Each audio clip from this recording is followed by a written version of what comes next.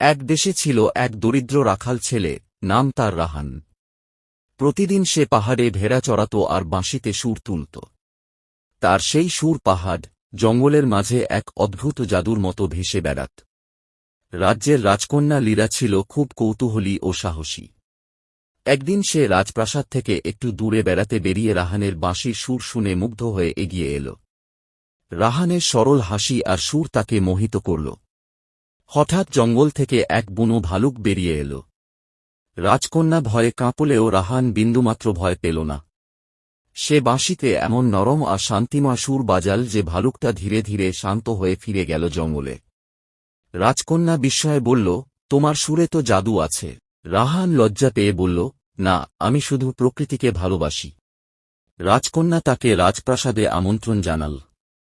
রাজা সব জানার পর রাহানের সাহস ও মন দেখে খুব খুশি হলেন। তারা দুজন ভালো বন্ধু হয়ে গেল এবং সেই দিন থেকে রাহানের বাঁশির সুর প্রতিদিন রাজপ্রাসাদে বাজতে লাগল, সবার মন ভরিয়ে